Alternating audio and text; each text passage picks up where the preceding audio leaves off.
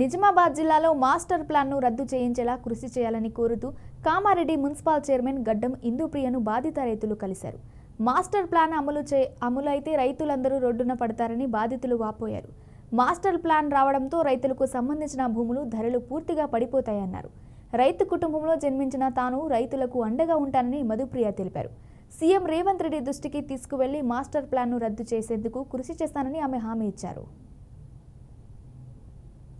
ఈ రోజు మన మున్సిపాలిటీకి రావడం జరిగింది.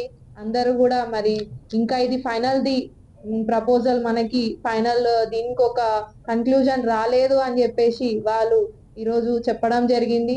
దీనికి సంబంధించి మేము గతంలోనే అంటే ఒక 1 వీక్ బ్యాక్ కూడా మన ముఖ్యమంత్రి రేవంత్ రెడ్డి దృష్టికి మన ప్రభుత్వ సలహాదారులు షబ్బీర్ అలీ సార్ గారు, అలాగే మన ఎల్లారెడ్డి ఎమ్మెల్యే మదన్ మోహన్ అన్న గారు, అలాగే మన మహేష్ గౌడ్ అన్న గారు, అలాగే మనకి ఇప్పుడు ఇన్ఛార్జ్ ఉన్న మినిస్టర్ జూపల్లి సార్ గారి దృష్టికి కూడా తీసుకెళ్లడం జరిగింది.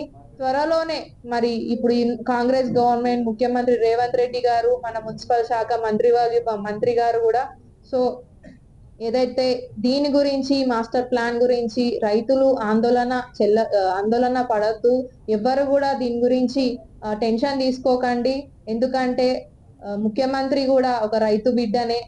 ఇక్కడ నేను కూర్చున్నాను, నాది చైర్పర్సన్ గా నేను కూడా ఒక రైతు బిడ్డనే. మరి రైతులు మదన్ మోహన్ ఎమ్మెల్యే గారు కూడా ఒక రైతు బిడ్డనే. ప్రతి ఒక్కరు కూడా మరి రైతుల యొక్క విలువ తెలుస్తుంది, మాకు తెలుసు కాబట్టి మేమందరం కూడా రైతు పక్షాననే ఉంటాము, రైతులకు సపోర్ట్ గానే ఉంటాము.